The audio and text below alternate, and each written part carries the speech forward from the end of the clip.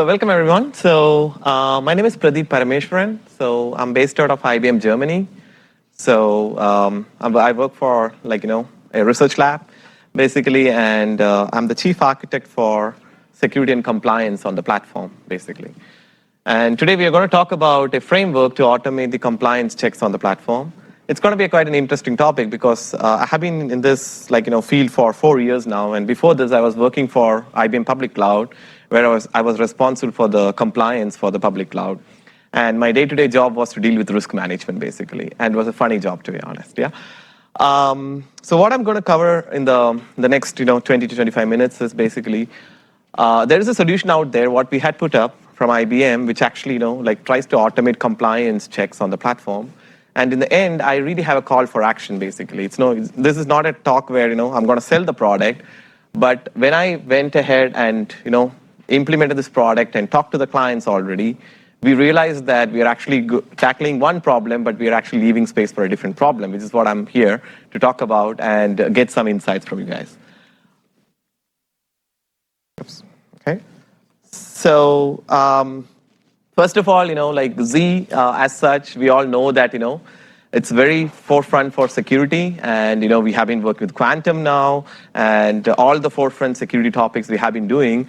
But one thing we have been hearing from customers is already that how complex it is to prove compliance on the platform. Right? When an auditor comes to the data center and asks us to prove, okay, are we doing everything in the proper way? That is where the real problem or the real challenge occurs actually. And we have been, interviewing a lot of clients to understand what exactly is the problem.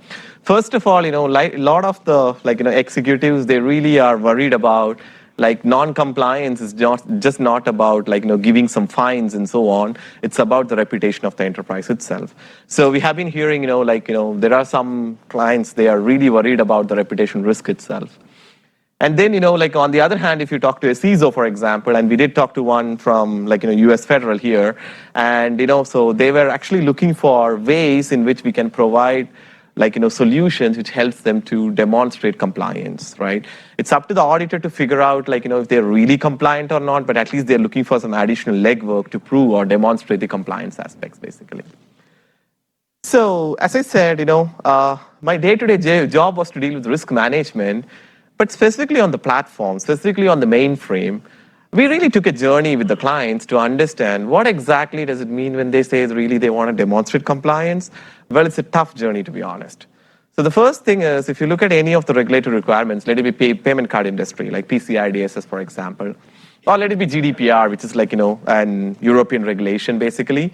So these are basically written with plain English in mind and some legal, terminologies in mind, which is fairly close to the technology, but not really close to the technology.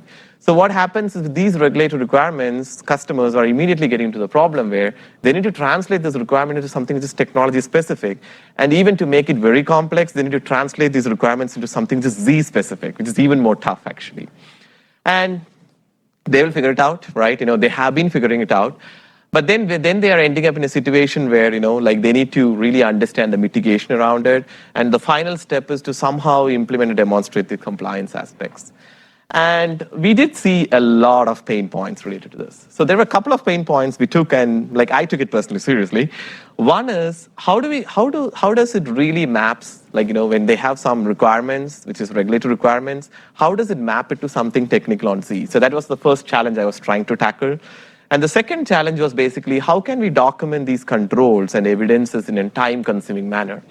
And here I have a very, strong example. So there was one big bank here in the United States. So they told us that they're investing 8 full-time person for a course of 8 months to go through an audit which happens for 3 days.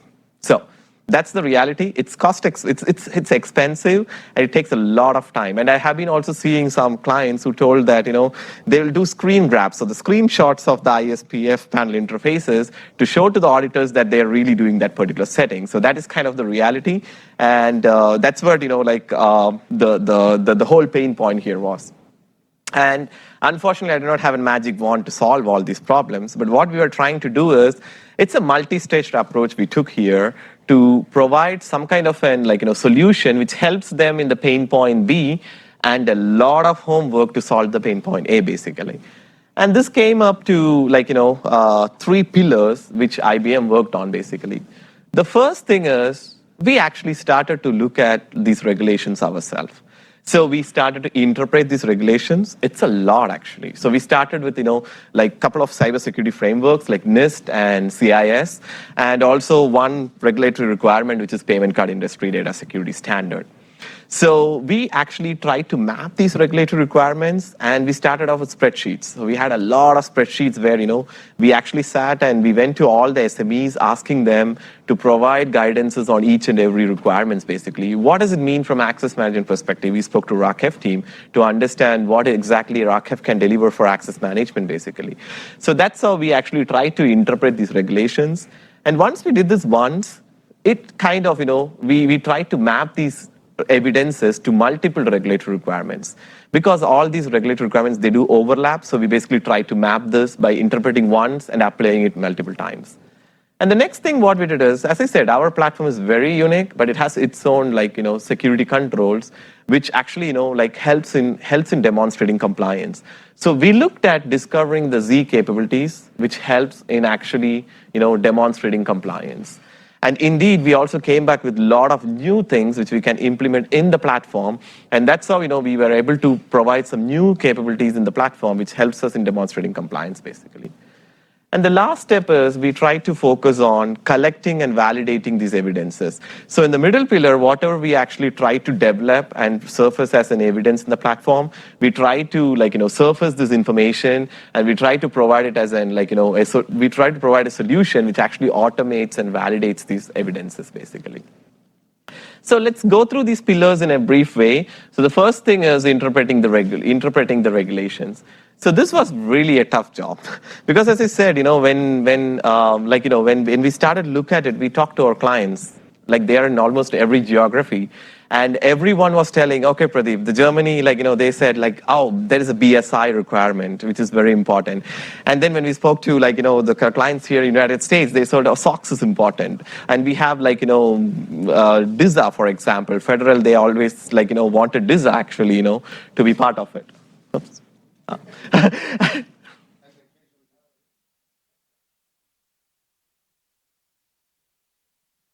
All right. Okay. So, and then there is ISO and so on.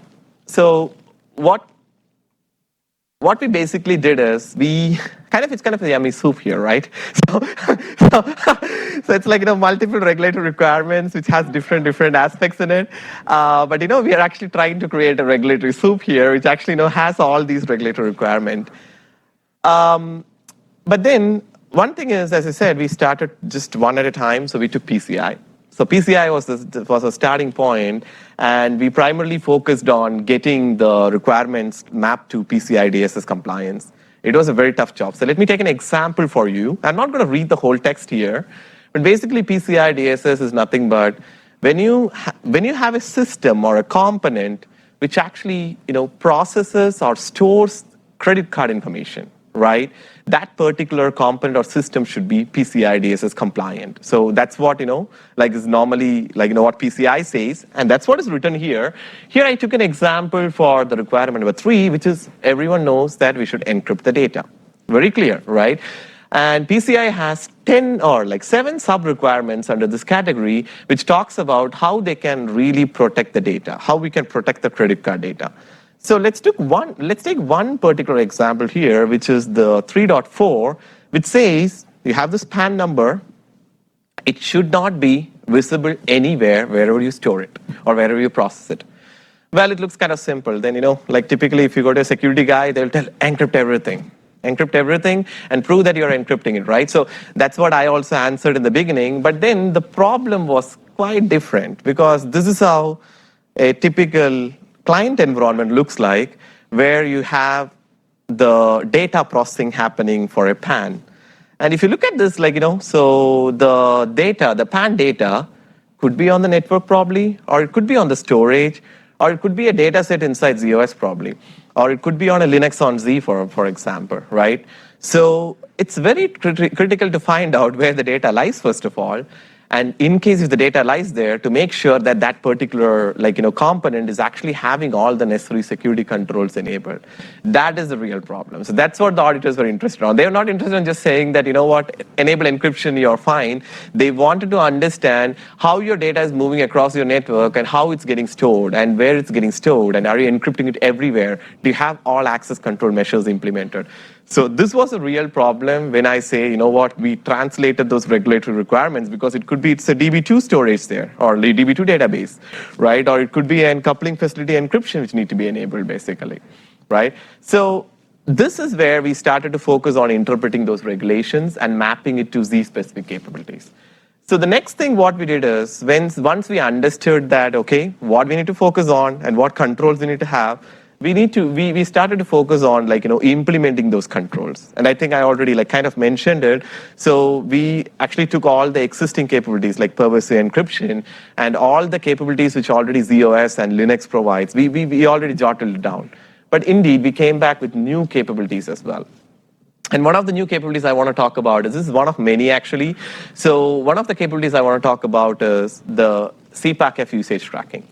So the same PCI requirement, it says that you should use strong crypto, right? So what exactly is strong crypto? Well, it means that you should have strongest crypto algorithms, strongest key sizes, key lengths, and everything. But how do you really find it out? Well, we have a way to find it out now. So, for example, with the CPACF usage tracking, which is a kind of a hardware facility, what we enabled with z16, we are able to find out which crypto was invoked actually. So if you have a ZOS job, and if it's using CPACF, then you can actually find out which particular crypto was actually used. And also, it also helps you in understanding how often it was used, actually. So this helps you also in performance, to be honest. And finally, you are able to find out if there is some crypto configuration which takes place. Did someone change the keys? Did someone rotate the keys? So we basically try to audit all this information now. So what this means, this is a compensating evidence where an auditor comes back and says, you have a coupling facility enabled, do you have weak algorithms enabled? And the answer can be no, here's the proof actually. Right? So that's what we were trying to prove with such an approach here. So in the interest of time, I just took one example, but there are many of such examples where we try to focus on getting all these evidences out. So the next thing is we are going to focus on the collecting and validating these evidences. So this is where, the whole, as I said, we were solving one problem, which I mentioned, the pain point 1 and 2, but in the parallel, I was actually triggering a different problem, right? So our focus was whatever data we can get out of the mainframe, we tried to surface it in the aspect of compliance, basically. So we wanted to validate those information, and we want to provide, an insight around how compliant are you, basically. And for this, we started with a good, level set already. So we focused on this bottom stack, which is nothing but we worked with all the middleware components we know of, and soon we'll be working with all the vendors actually, Broadcom and everyone to, surface the compliance relevant evidences from the components. Let it be IMS, let it be KICS, let it be DB2, for example. We worked with all these components to surface compliance relevant evidences. And once we did that, we found a way, a common way, for example, in ZOS, we used SMF records. We dedicated one SMF 1154 records with which we were able to surface these evidences. Then we actually worked on the solution. It's a software solution. It's called IBM zSecurity and Compliance Center. It's on the top here, which is a purely data-driven approach, which helps you in validating compliance posture of your platform. Now, one thing we focused on is it's a one-size-fits-all solution. So we want to, I'm not trying to solve the global hunger, but at least I was trying to solve the problem between these three personas here. Because when we talk to the compliance focal point in a typical enterprise, it's not just one person. So there'll be the CISO or CIRO who'd be more interested on the high-level dashboard view with all the red and green bars, basically. And then there are people like me who are system engineers who really focuses on, did I really mess up something? Did I really enable those information? So that is someone who's very close to the technology, who wants to understand how your system is non-compliant. And finally, we have our auditor, who's kind of the, the final judge who basically gives you the insight that, okay, you know what, the provided evidence is sufficient enough. So we wanted the solution to be consumed by 3 different personas, and we worked on providing insights that each of every person from here is getting based on an audit process, basically. So what we essentially did is we developed a software solution, which is IBM zSecurity and Compliance Center, which actually connects to the mainframe to harvest compliance relevant information, and then it actually uses the regulations what we mapped into to provide a pass and failure results, basically. So once we did that, well, we entered into the space where, well, we were not alone, actually. Because what happened is, there are enterprises who were with mainframe for a long time, and they were investing on homegrown tools already. And then, to make it very clear, I mean, these 2 days we have been listening that, well, mainframe is modernized now. You can run containers, you can run everything, right? So what we brought up into a new problem is, well, there are hundreds of solutions, just compliance, actually. Right? So for example, here, you can take a look at here, I have my IBM Z Security and Compliance Center, which is zSCC. But in addition, there is vendor provided solution. Rocket, for example, has one. And if it's a cloud vendor, they have different compliance solutions. So everyone has different compliance solutions. But what is the real problem? The real problem is all these solutions are tailored only for a specific environment. Let's take Sysdig. Sysdig is one of the vendors who provide container compliance solution, basically. Well, they don't worry about VMs. They don't worry about hardware if you're compliant or not. They just focus on containers. And there is limited visibility towards the hardware, right? I mean, everyone cares about that particular layer, what need to be focused on, right? Not the whole stack, actually. And finally, there is no one size fits in all, basically. So what we ended up now is a situation where you have a compliance landscape with a lot of solutions solving different problems, but unfortunately there is not one place where we can visualize it. So as I said, once the zSCC came into this picture, then I started to realize that, okay, all these enterprises, they have a different solution for everything else on x86 and everything, and they're looking for something, which is common for all. So that brought us into, a furthermore exploration. And this is the whole purpose why I came to Open Mainframe Summit, to be honest. So until now, I talked about IBM work. But then here, I basically relied on open source community. And I started off by exploring, okay, what is there already? And it seems like NIST had seen this problem already, right? So what NIST had done is they actually came back with an particular format in which you can actually exchange compliance data, right? And they had the problem statement that, well, it's the same, right? There are multiple compliance automation solutions. How do I transfer information across these components, right? So, and obviously, regulatory compliance is not anymore just restricted to one person. It's actually across multiple teams and so on. So what IBM did on this end is, basically, we worked on a solution which is called Trestle, which is an open source project. What it does is, it basically, uses this representation called OSCAL. OSCAL means you have a compliance information saying, these are the rules checked, and this was the pass, and this was the failed result. So that information is represented in a format which is understood, which is understood by a component. So that's what OSCAL is. It's nothing but it's a JSON format, period, right? But it's a defined JSON format. And what we did is we actually took the whole OSCAL format and we converted our own results, like in zSCC, for example, whatever reports I have, we converted those into OSCAL format so that it can be interoperated across multiple components, basically. So what this means is, I'm actually envisioning a single pane of glass where, let it be any other vendor solution, if they have a compliance report, they can convert that into OSCAL format, which can be ingested anywhere. So that is the whole idea here. So we are making it much open that multiple vendors can participate in the compliance process, basically. So that will solve the problem where, a CISO will not have 20 different compliance report to view, but rather just one coming from 20 vendors, but with a single format in mind. So what does it mean exactly to us? So we try to have a very comprehensive data model where you have a regulatory requirement and you have the results, and this all is in common formats. This was missing before, right? So we were, like, for example, everyone surfaces report on PDF or CSV format. Now, instead, let's focus on building a model which is which is interoperable across multiple personas. That was the whole idea here.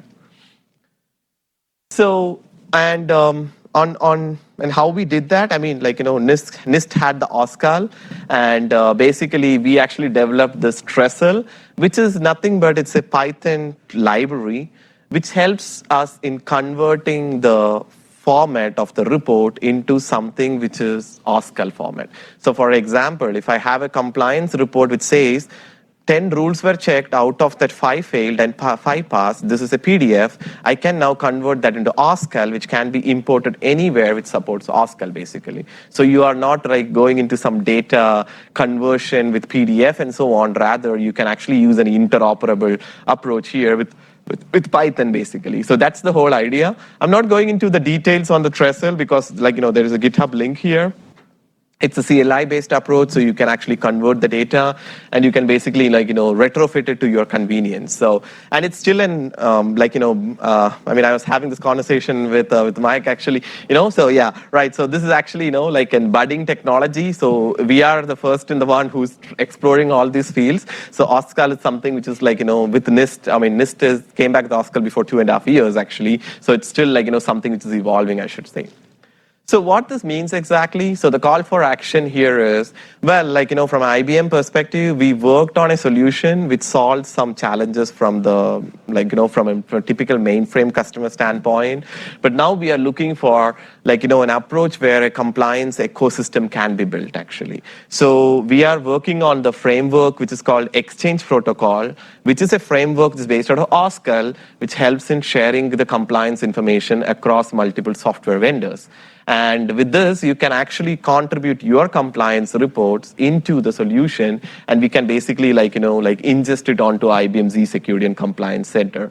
So what this means from a client perspective, well, he can have multiple compliance solution, let it be open source, let it be vendor provided, it's okay. All he need to do is he need to tell exactly what profile or what rule that need to be checked, and let the solutions do their job and get the result back to him. So that is the whole kind of idea here. And so that the call for action here is so if you're interested in contributing towards the compliance, reports and so on, look at Trestle, reach out to me. We can obviously work on a model where you can ingest the reports back into the compliance center. Go ahead, question. I think I'm missing something, so my apologies. No worries. No worries. Mm-hmm.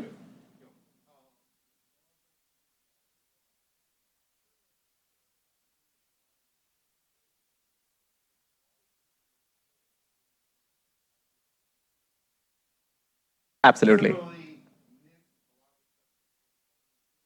Absolutely. Right. So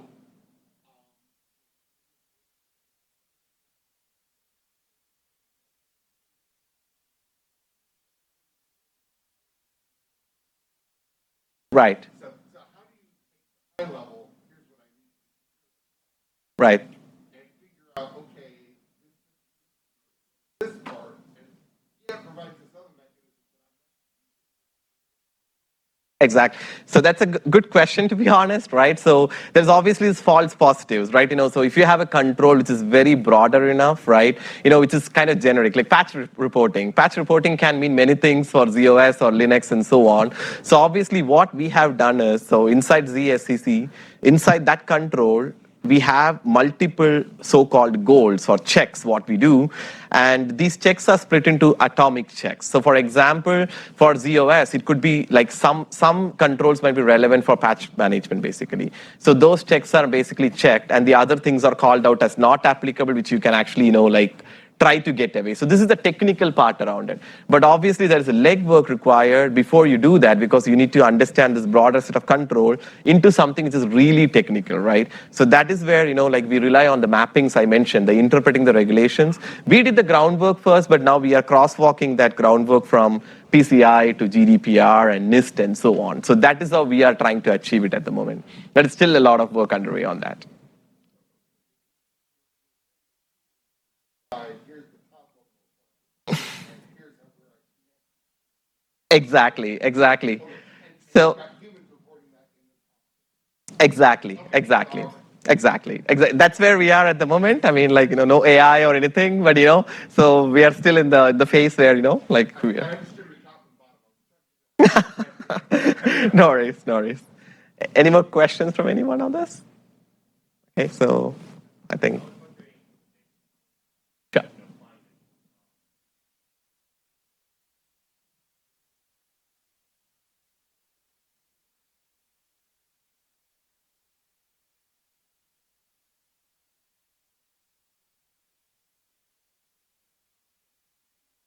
I mean, you're saying, well, please tell me what my brain is thinking.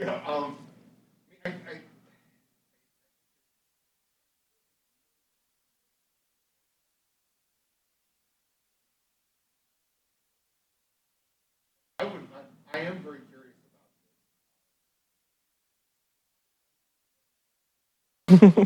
We are all actually, yeah. about this. My action, at least, the action, learn more. That's good. That's good. But we have been hearing, I mean, like, as I said, right, that pain point AI talked about, that is not just Z specific. I mean, it's kind of an industry specific thing. And people are like, revolving around like NIST. Let's take NIST as an example, right? Like people want to do sticks, which is kind of the implementation for NIST. And always like, we're focusing on that until some time. But now what happens is more and more workloads are deployed and more controls need to be satisfied. So, people are looking at other creative ways to map all these controls basically. And there is no one answer for everything. And at the end of the day, auditor can ask even hundreds of other questions, even though after proving everything is green. So that's up to the auditor. But at least we feel we did a due diligence then basically to say we satisfied whatever controls we can or data points we can surface basically. Yeah. That's the whole idea here.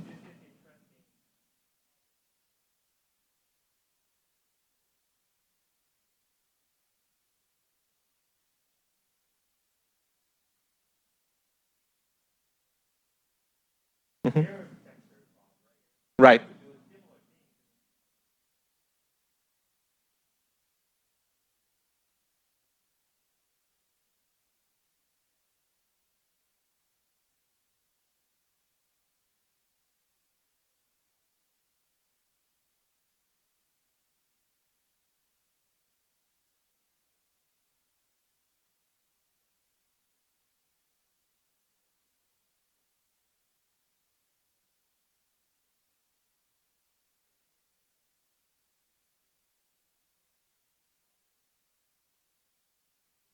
Yeah, obviously.